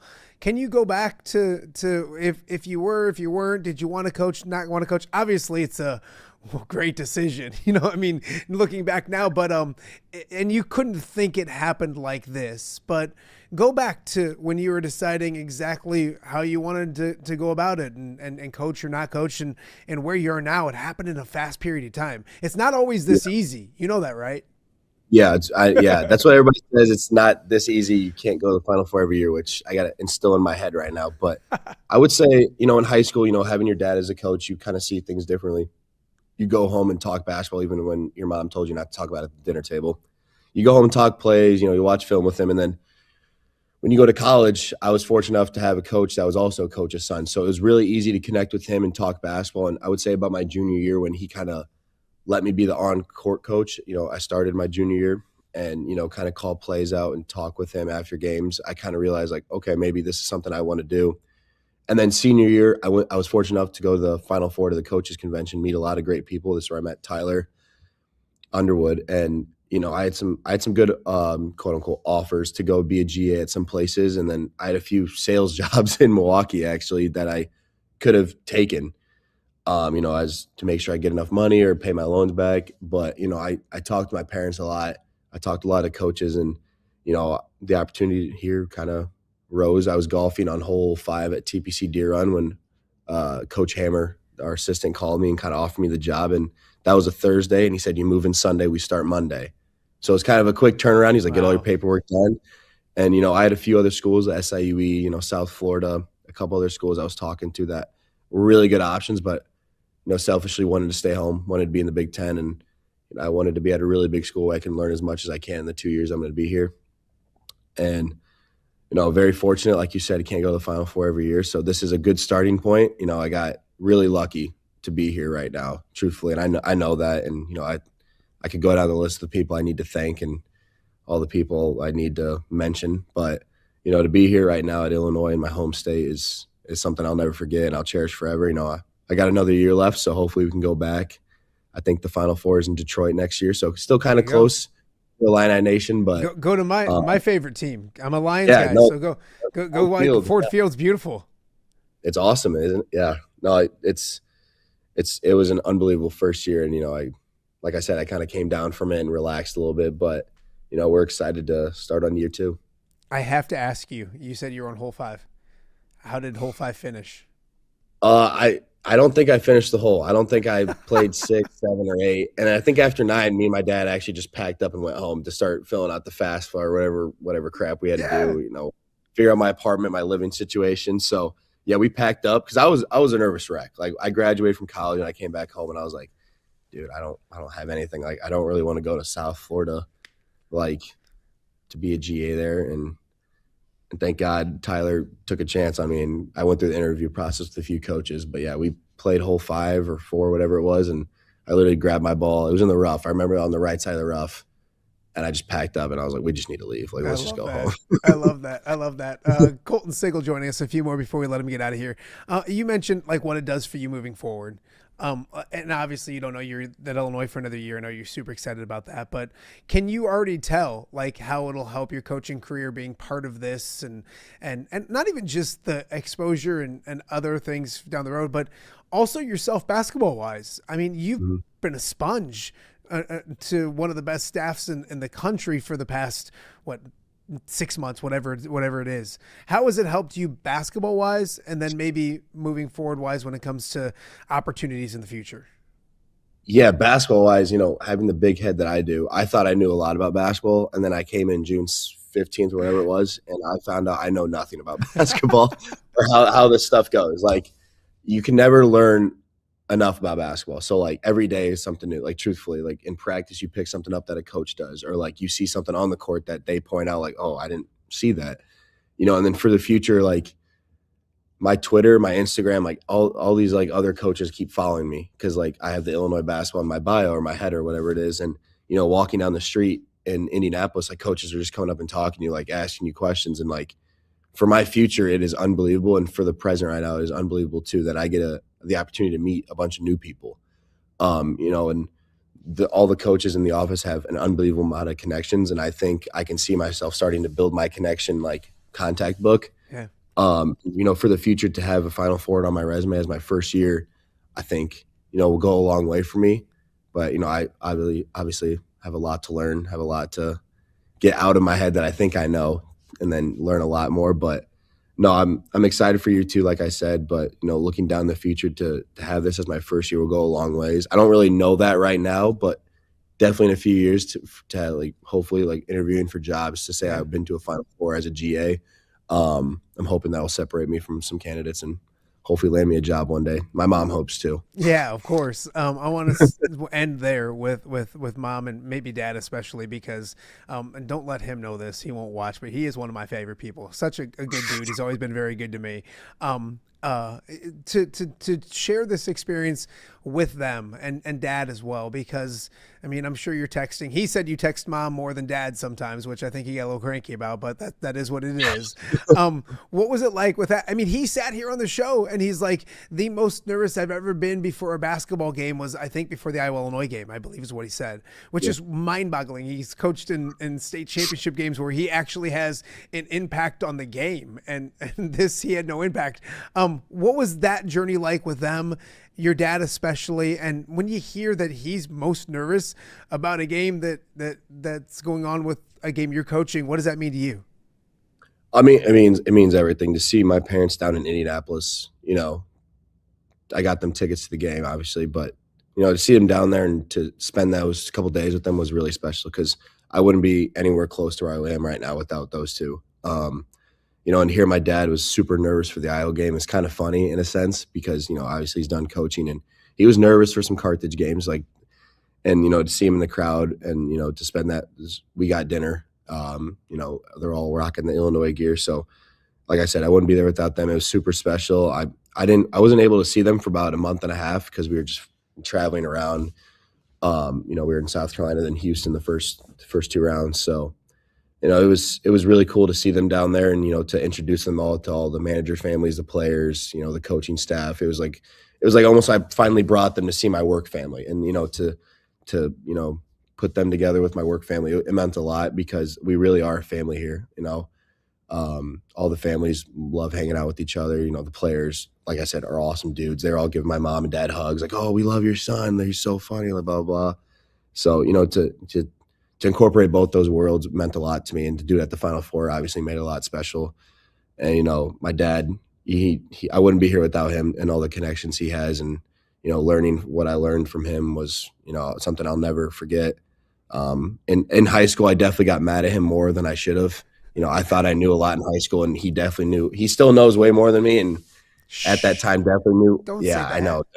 Don't tell him that. But, in high school, learning from him, and in college, learning from him, to take those 8 years of learning from him to here it means the world to me. And, it's kind of funny. All the coaches here joke around like, you'll never be your dad. You'll never be your dad. And like Tyler's always giving me crap about like how your dad's the best coach ever in Rock Island. You'll never amount to that. So, fun jokes, but, it's all those memories that we had with them I'll never forget. Absolutely. Colton, before I let you go, I joked with you and I said you're the best Colton coach and all those kind of things. And not best Sigel coach, not Colton Holst. Yeah. There is. We talked about it a little bit last time, but is there similarities between, I know it's different being a head coach and doing what your dad did and being a grad assistant and doing what you did, different levels, all that kind of stuff. But do you see yourself, obviously you have similar mindsets because that's who coached you, but is there similarities? Do you hear yourself yelling or saying things and going like, ugh, that was just my dad. I just yelled what my dad always yelled. Is there those things that happen? Yeah, the one thing I do notice a lot is like his little squat on the sidelines where he like got on like the one knee and did this. I do that all the time in practice, and every time I catch myself doing it, I instantly stand up and get mad at myself because we always made fun of him for doing that. And then like we have some one-liners to refs. I obviously can't say them to the refs. He could, so I said them in my head, and I was like, that's something my dad would 100% say. But basketball-wise, yeah, we're both offensive-minded guys, and, I happen to do a lot of offense here for Tyler and Pat. So, seeing things like that, bouncing ideas off him for that, we agree on a lot of things and also disagree on a lot. He'll obviously give his opinion over the phone a lot, and I'll just be like, that's not what we're going to do, but appreciate your opinion, but that's about it. Yeah, you placate. You think he's important, and then you let him go, make him smile. Hey, man, yeah. I'm proud of you. I knew, and I know this is, but I knew when you said that you were heading down there that day at Deer Run, I'm like, you're going to do big things. Your family, yourself, all those kind of things. Proud of you. Don't mess, like I said last time, I think, don't mess it up. Like, don't do anything stupid. Don't mess it up, all those kind of things. I appreciate your time as always. Tell Derek I said thank you as well. And we'll catch up with you real soon, my man. I appreciate you. Appreciate that. Thank you so much. I appreciate it. Colton Sigel, assistant basketball coach down at Illinois, former Rock Island standout, and just got done at the Final Four. What a crazy year it's been for the Sigel family and for Colton especially. We got a lot more to get to. Coming up after the break, we're going to introduce you to a new Quad City media member here with the Quad City Times. Josh Crawford, you've seen him on social media. He's doing a great job jumping in and doing great things early on. We'll talk with him and get to know him and talk some sports with Josh Crawford right after the break. You're watching OTA on a Tuesday right here in the Quad Cities. All right, be honest. Are you craving Hungry Hobo again? You know, that fresh sliced meat piled high on those amazing sandwiches, hot off the grill chicken and steak with all those delicious toppings, the biggest and best selection of baked potatoes, or simply some waffle fries dipped in cheese. Well, now that Quad City favorite is even easier to get. Download the Hungry Hobo app today. Order ahead, skip the line, and earn rewards all at the same time. There's Double Points Monday and exclusive specials as well. With 12 locations in the Quad City area, it's Hungry Hobo, now even easier to find, but still hard to resist. Rafferty Funeral Home, dedicated to serving families in the Quad Cities since 2007. Hi, welcome. Here, come on in. An experienced staff plans each service to reflect the unique life and legacy of your loved one. Rafferty Funeral Home is proud to serve our community with dignity, respect, and compassion, helping you to celebrate your traditions and lasting memories no matter your faith, culture, or budget. Rafferty Funeral Home in Moline. Call today to discuss prearrangements.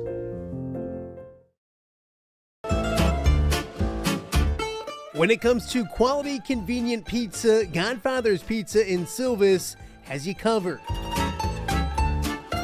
Featuring a beautiful dine-in area, delivery, and a carry-out window. Godfather's Pizza is that pizza you grew up with, not a convenience store. You see, at Godfather's Pizza, the dough is made fresh daily. That mozzarella cheese is shredded fresh and never frozen. And those toppings are abundantly piled high each and every time. Locally owned and operated since 2010, Godfather's is a huge supporter of local athletes right here in the Quad Cities. So come on by and check them out at 1211 Avenue of the Cities in Silvis. Order online at godfathers.com and reunite with that same delicious pizza you grew up with. Welcome back to Off the Air with Matt Randazzo here on a Tuesday in the Quad Cities. It's been a fun show, a great time of year. Everything is so busy. When it comes to basketball, you kind of take a breath and basketball and all those things get done, wrestling locally, high school wise. And then you go outside for softball and track and baseball and soccer and everything else that's going on. And it's a busy time in the Quad Cities for Quad City sports. And there's a new face running around covering all those crazy things. It's Josh Crawford from the Quad City Times, new to the area. Thank you so much for joining me, my friend. I appreciate that. Man, thank you so much, man. I appreciate. I feel like I don't know. Am I inching towards local celebrity status being on this show? Like a lot of the people I cover, a lot of people that I know sources of on this show. So I hope this is a benchmark for me to hit. I like that. I don't know if I feel like I'm inching further away from local celebrity status, if that's maybe the case. But who knows? Who knows? I've loved what you've done. Like you've come in here, hit the ground running. I've watched you from afar on in the newspaper, obviously, but social media especially. Tell people about yourself. Obviously with the Quad City Times, Rock Island Argus-Dispatch. Tell people your background, where you're from, and what led you to here in the Quad Cities talking with me on a Tuesday morning. Man, sure. Well, first, I'm originally from Memphis, Tennessee. We talked about it a little bit before. It is a great place, contrary to what LeBron James has to say recently. I think outside of just that, it just raised me to be tough. First of all, be able to overcome adversity with some of the stuff that my parents went through. Also, like I love Memphis. Memphis will ever be my home, but I think, kind of the way that I grew up and the things I grew up around, it pushed me to want to explore, really like get the most full version of myself, reach my potential. And I knew, being transparent, if just staying in Memphis, being born and raised and living and dying in Memphis, that wasn't my path. So I've always kind of had the urge to explore and, like you said, just make sure that I know what I like and don't like in terms of, areas of living and all like that. So I played football. I was a low FCS recruit. So I played football at Prairie View A&M from 2018 to 22. I definitely became a man out there in Houston. That's kind of like I said. My grandmother lived in Texas 20 years before she passed. I consider myself like a secondhand Texan. So that was just really crucial in my development. And I knew that I wanted to do this even when I was playing. So I interned with SiriusXM my junior year, going in the fall of my senior season. So I would be like in the locker room, like editing video clips, doing like crazy stuff like that. So that was when I knew, but I knew I wanted to do this. And then my senior year, I interned at ESPN Longhorn Network. I don't even think it functions now. So yeah, that I kind of knew I always wanted to do this. Like I said, I was a guy that was first team All-State right from my high school newspaper. I was just really inspired by just sports media and the articulation of opinions. So yeah, after I graduated from PV, I wanted to get into the field without some debt. But I had a professor at Syracuse University that found my reel, made it financially feasible for me. And yeah, in the vein of just trying to experience new things and take a leap of faith, I relocated from Houston, Texas to upstate New York, which was made coming to the Quad Cities a little more bearable. It was, that was some cold. So yeah, after I left, after I graduated from P, and even going to Syracuse, getting to do so many cool things, meet people like Mike Tirico, Rob Parker, like titans in our industry, getting to cover NCAA tournament games and all that. That was a gratifying experience for me as somebody that really wanted to establish himself as a journalist and not as just a jock, a guy that plays sports that got into this field. So yeah, after that, I knew I wanted to get back down south after being in New York. I took a TV job in Texas covering news for a year, which was where I was at from August of 24 to 25. Left there and then went back home, did some sports freelancing, did some coaching, which is, I know how difficult, talking to coaching, I know how difficult it is to make 14, 13-year-olds do what you want them to do. And yeah, I arrived in the Quad Cities. I got to talk about it now. I got this job offer right before our regular season ended. I told my boss I want to give my all to my kids. I don't want to accept it until we finish. We finished our playoff run, made it to the state semifinals. I accepted it, and yeah, I made it out here January 3rd, right after Christmas. So yeah, that is the totality. Love it, right in the middle of the winter, and you hit the ground running. Kind of talk about that because you get into it, and I think you've probably already realized, and you can maybe talk about it more, the passion that the Quad Cityans have for their high school sports. Local sports is such a big thing around here, and you've gone to some of the biggest games and rivalries, Bettendorf, PV, all those kind of things, and you've been there, but you've also hit the ground running when it comes to just being active on social media and videos and those kind of things. Talk about your style, how you like to do it, and then also what you've learned about the Quad Cities. It's only been 3 months, so it's been a short period of time, but have you seen the passion that we have here for our local athletes and the high school athletes as well? Man, of course, being super transparent, man, I had never heard of the Quad Cities 6 months ago when I got this first job offer. And I was I was definitely hesitant about me relocating to the Midwest. I don't got family out here. My closest family is my brother is 6 hours away in Detroit, I was definitely hesitant. But hopefully being a good journalist, being a thorough candidate for a job, whatever, just researching, reading about the area, looking at some of your work, honestly, I saw that it was pretty fertile for like high school sports, and that outside of just work, that's confident for me. Like Memphis is a place to where like a good game on Friday night, if you don't get there an hour before the game, you're not getting in. Or like I just went to a game of the previous high school football season in Memphis to where there were people selling tickets for $100-something. It was like the top 2 teams in the city and all that. So that was a lot of adjectives. Impressive to me, encouraging to me that it's a place this metro could have some of that intensity. And then just at the root of it, like I went Division I at 5'11". Don't tell anybody. So I just understand the importance of how important local media is, and getting exposure on guys, even guys that don't go to college, just highlighting these guys' accomplishments that not to be whatever, but maybe the peak of their life, or maybe a situation where they're not going to college. So that was important to me. And I was seeing that, like you said, it was something that was a need out here, and people were receptive. People are just nice out here. So people were receptive to me kind of really throwing myself in and being transparent about like, hey, I'm strong in these areas and I'm not strong in these other areas. I would like help. So like wrestling has been a big learning curve for me. But I think he was on here day and night. Like the first wrestling match I went to, was it Bettendorf PV? No, I went to one before that actually, or it might have been a Bettendorf basketball game. Honestly, I was kind of overwhelmed. I'm like, I have never covered a wrestling match. I've never watched one recreationally. I don't know what I'm looking at.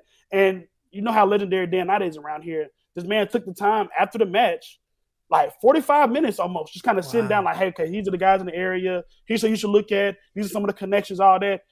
That's not a guy of his stature isn't doing that for everybody that's new. So seeing that somebody like that is willing to take that time, I wanted to make sure that I repay that in terms of the effort and energy and the stuff I'm giving to the area. I love that. That's a fantastic story. Josh Crawford joining us right now and Off There with Matt Randazzo.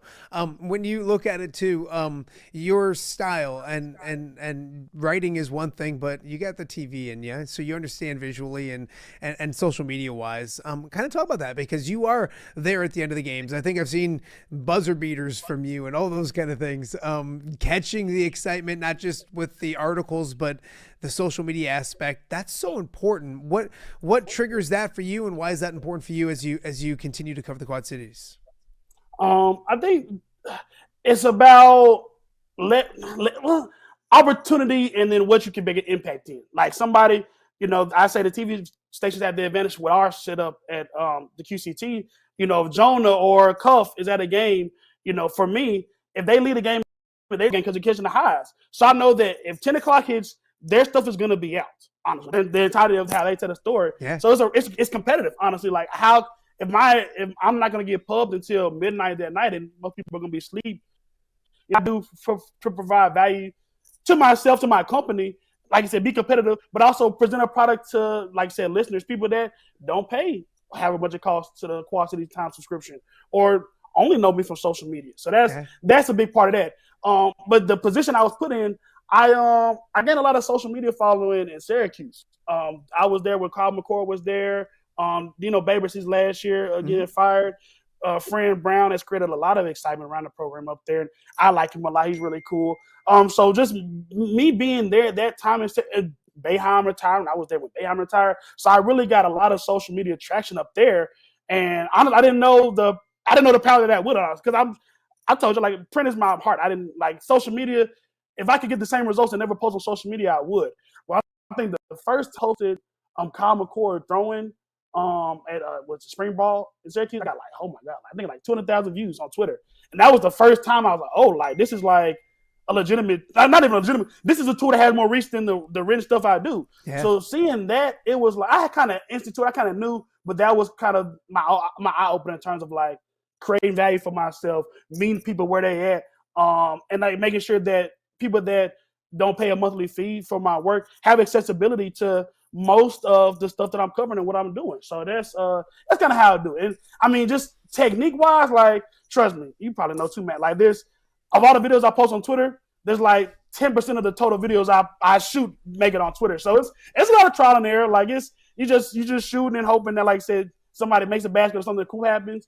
So not a lot of technique on that side. But yeah, like again, what you talked about before we came on air, I was raised to a certain extent by legendary, like the beat reporter in Memphis. he's been there like 40-something years and still goes to games every Friday, still kind of posts how I post. So, I guess my technique in that way was developed by how I was raised in this the sports media business. No, and it's important too. Like, and it. Like, there's sometimes when something happens, it clicks in your head. Like, oh wait, I can't wait to get this thing on social media. Like, there's a clip that I'll even do this show here, and like, it just as an example, your story about Dan Knight in my head as you're selling that story, I'm like, well, that's so social media. That's going to be such a good post later on today when I'm highlighting Josh Crawford being on Off the Air with Matt Randazzo, a great story about Dan Knight as well. So you kind of get, and that's all about evolving. You know that as well. I remember I was the old guy in the business that was like, I'm not doing social media. I'm not doing Facebook. I'm not. And then you have to evolve and go with it, and it actually helps more than anything else. Josh Crawford joining us on Off the Air with Matt Randazzo. I want to talk to you about some sports going on right now. The national championship game last night. This area is so Big Ten heavy. Memphis guy, so maybe not as Big Ten heavy, but you look at the Big Ten now, and when it comes to the major sports, the Big Ten has become the UCLA women's basketball, Big Ten, Michigan men's basketball. You go to football, and Indiana winning the football national championship. I guess your thought. We'll start when we get to Big Ten in a second, but your thoughts on the game itself last night. I thought Michigan was the best team in the country the entire season. Your thoughts on last night's championship game? To say that I think I made a donation in my bracket pool. So I think I had Michigan. I think I had Arizona beating Michigan, but okay. Michigan it's a toss between Michigan, Arizona. I mean, Duke for me in terms of who the best teams in the country were all year. It's okay. I'll get whatever. Like as somebody who was born and raised in the heart of SEC country, I always used to say, and it used to be true. Big Ten sports made me sleepy. Like the eye with the very traditional eye formation fullback type of stuff. Like it wasn't just my brand of football. But I forgot either it was Jay Billis or Seth Greenberg said it last night or something. But the investment in the sports in the Big Ten, like it's kind of bared out the results that you're talking about. Like the first conference, what they say, to win the national championship in men's basketball, women's basketball, and college football all in 1 year. So yeah, that would lead to this. But for that game, I picked UConn just because of the Dan Hurley magic voodoo. Like they never should have beat Duke.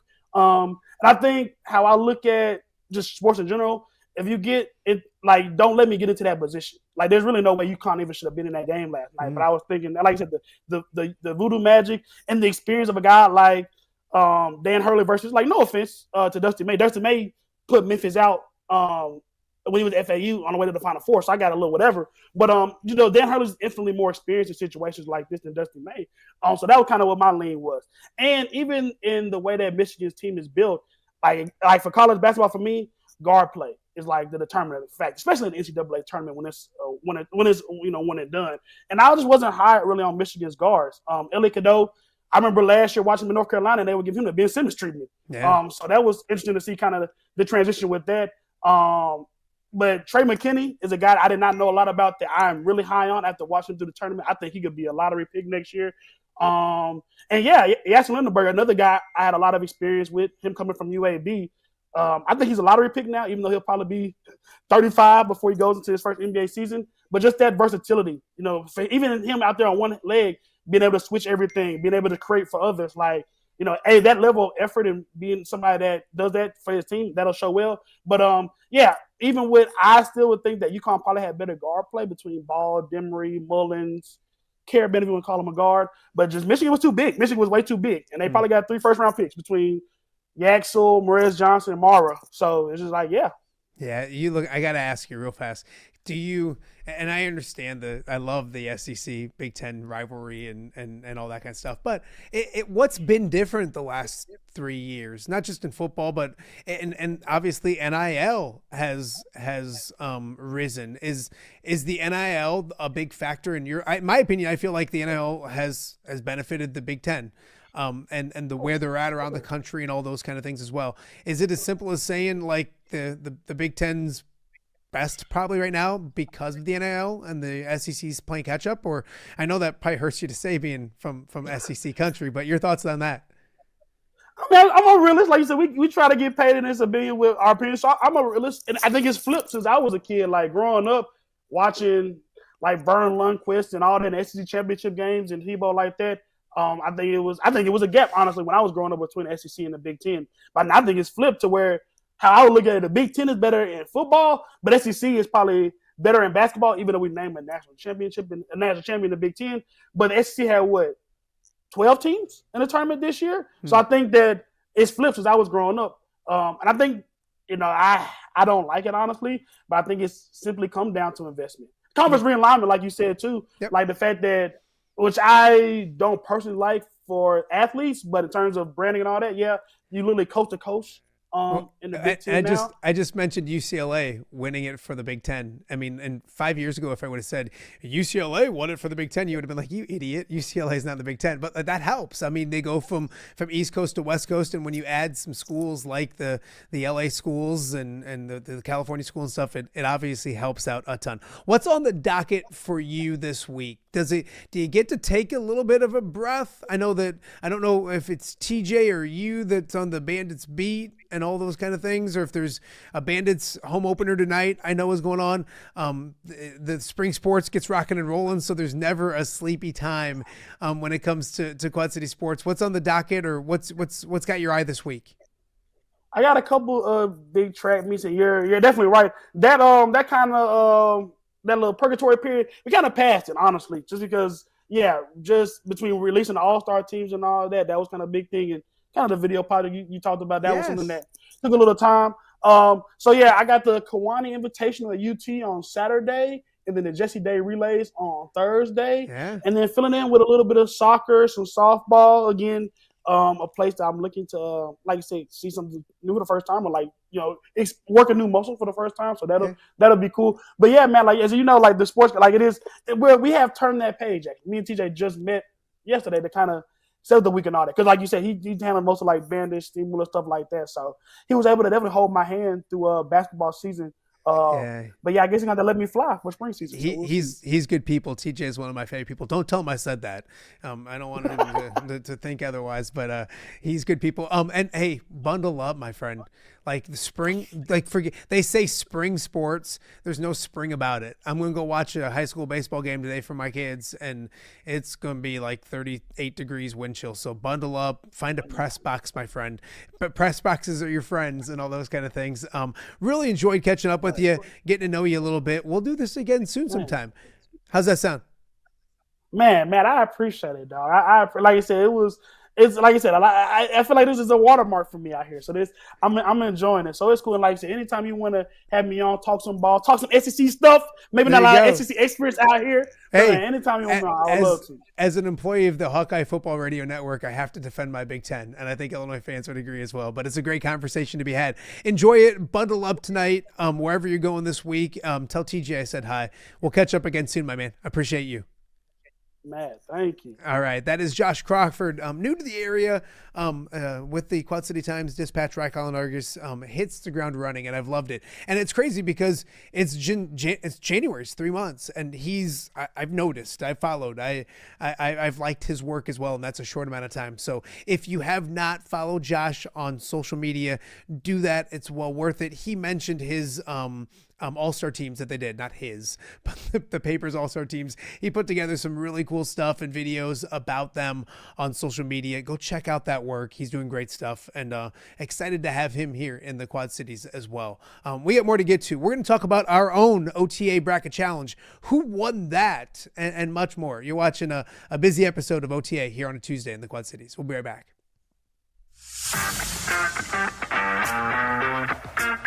Are you looking to take your next party, tailgate, or golf outing to the next level? You need Mobile Party Experience. MPX features 3 top-of-the-line party trailers equipped with all the amenities you need to party like a rock star. Smart TVs, Yeti coolers, JBL sound systems, grills, bathrooms, and much more. Mobile Party Experience is an experience like no other. Check out my-mpx.com or call 563-514-1470 and book your Mobile Party Experience today. Hello, Dan Pearson here of FCA. Our team is thrilled to support Off the Air with our good friend Matt Randazzo. We share the view of the power of sport when it comes to relationships, including the influence of the coach. FCA believes the coach is the most influential person in America. Matt celebrates local coaches and athletes. His content is informational, insightful, and inspirational. Our Fellowship of Christian Athlete team loves partnering with Off the Air with Matt Randazzo while we engage, equip, and empower coaches and athletes in our 23 counties. FCA, the heart and soul in sports. View from the West, the podcast covering Illinois high school football. It's going to be a hard-hitting game. It's going to be great football. Weekly analysis and reaction from around the western side of the state of Illinois. This is the game we had circled when the year started. Follow along on YouTube and subscribe wherever you listen to podcasts. It's big-time football out there tonight, and I know we can play big-time football. View from the West. We got you covered.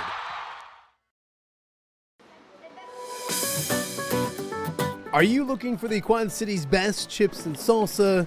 There's only one dude to turn to. Right on. Snoop. Hand-cut chips, fried fresh with that crunch you've come to love. And the most addicting salsa with delicious fresh ingredients each and every time. Pick up your chips and salsa, queso, enchiladas, and much more at the Stern Center in Rock Island. To place your order, simply call the man himself. It's Snoop at 309-314-8197 and find out for yourself what the rest of the Quad Cities already loves. Welcome back to Off Day with Matt Randazzo here on a Tuesday, a busy Tuesday here in the Quad Cities. A lot to get to on today's show.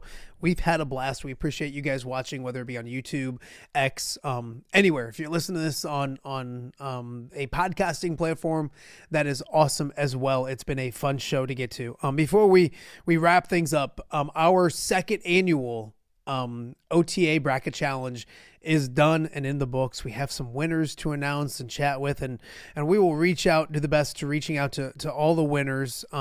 If you're hearing your name and you don't hear from me, reach out via social media as well. But the winner is someone that I've known for a long time, went to school with, high school with, coached with, and I feel like the fact that he's coached basketball with me for so many years, through osmosis, probably my basketball knowledge just kind of went into Ryan Wood, and Ryan Wood is the overall first place winner of the Off the Air bracket challenge. He had Michigan the winner. Final point total was 151 points. So I'll be reaching out to Woody. He'll get his choice of the 3 prizes, and then we'll go down the way to the next one. Our second place winner, who'll get second choice, is Brad Titchler. Brad, reach out. I don't know for sure if we have contact information for you. So Brad, reach out. We'll get a hold of you as well. And then in third place, a teammate of my son's at Alleman with the baseball program, Henry Dalton, taking third place all by himself. So he will get the last of the prizes. Other familiar names, Adam Stroop reached out yesterday and was like, I'm going to win something. You finished 5th, so relax. It's not everybody gets a prize. It's not everybody's a winner. So Duke Snyder was up there. I finished in 14th place. Mitch Van Zuden, my guy Mitch. Gosh, I miss you, Mitch. Chad Cook was in 4th place. So congratulations to everybody who took part. We do have a last place winner, which wins a monkey bread from Godfathers, and that was Bob Emery. Bob, it was a rough March Madness, my friend. It wasn't pretty, to say the least. But we'll get a hold of you, and we'll leave you a free monkey bread, a cinnamon monkey bread, at Godfathers over in Silvis. Fantastic pizza, fantastic food, great lunch specials as well. Not that you don't see the commercial every day for Godfathers, but Andy Furman, one of my favorite people. So Bob Emery in dead last place. Sorry, Pete Evanek, you don't get the monkey bread, but I had to bring your name up because it wasn't very good. I wanted to, in my family, Lisa Short, very embarrassing. That's my sister. She was way down there as well. I will give Brian Stocking credit. He was in dead last place for a lot of this, not a lot of it, but at one point I know he was. And he rose his way up and got out of the basement. So Good job, Stockpile. So thank you guys if you were part of it. We'll do it again next year. It'll be bigger and better than ever. Thank you to our sponsors that helped with prizes when it came to the contest as well. Hungry Hobo, Snoops, awesome stuff. MPX, Mobile Party Experience. It's that time of year, y'all. If you have graduation party, spring, get-togethers coming up, outdoor things, Mobile Party Experience will no doubt make a huge difference. Hopefully, Tim O'Neill and company will be back at my dad's golf outing, which we'll be talking a lot more about later this week. Guy Randazzo Memorial Golf Outing. It's awesome. It changes every event. It's a great thing to have. So thank you to Mobile Party Experience as well for being part of the OTA Bracket Challenge. Also, thank you to, we mentioned Andy Furman and then Crawford Company for their donation as well. Crawford, a great sponsor here on OTA. We appreciate everything they've done. I was at the new Crawford Fields over this past weekend by TBK. Awesome complex. Coming up in the next couple weeks, we're going to do a baseball show from the Crawford Fields over there by the TBK. It's going to be a bunch of fun. We're in the works of starting it. March Madness is kind of winding down, so I can now focus on that show. I'm pretty excited about it as well. Should be a bunch of fun. So that's kind of next on my radar, along with the NFL draft that comes up sooner rather than later and all of those kind of things. So a lot of good stuff. Brock Harding later this week, maybe tomorrow, maybe the next day. Logan Lee coming up maybe this week as well, if not next week. I'm excited about that. I can tell you too, on Thursday, Cooper Koch will be with us on Off the Air with Matt Randazzo coming up on Thursday's show this week. So a lot of great stuff this week, plus the everyday stuff with the transfer portal things and all those kind of things. I'm going to make Tom Kager get back up here and talk about the transfer portal, if something breaks, when something breaks, all those kind of things, and a whole bunch more. So we have a lot to get to this week on the show. I want to thank our guests today, Kyle Huesmann, the motor to the Hawkeye Report, joined us to talk about the women's transfer portal, what it means for Iowa, who's on the radar. Go check it out. If you missed it, go back and give it a listen. Colton Sigel was a bunch of fun. He sounds like a grown up, which he is, but I remember him being a high school kid and younger even. So Colton did a great job. Grad assistant at Illinois, being part of that Illinois Final Four run. So go check that out as well. And then I introduced you, if you didn't already know, to Josh Crawford, a new media member here in the Quad Cities with the Quad City Times. Him and TJ do a great job. Quad City Times, Dispatch, Rock Island Argus.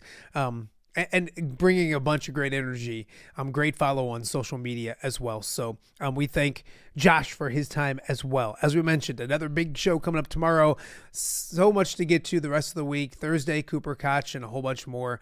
Thank you guys for watching a Tuesday edition of Off the Air with Matt Randazzo. I know it's cold outside, but I want to go outside and enjoy it because it's dry, because it looks like it's just wet the rest of the week. A lot of just annoying weather coming our way. So enjoy your Tuesday. We'll see you guys back here for another episode of Off the Air with Matt Randazzo coming up on Wednesday. We'll see you then.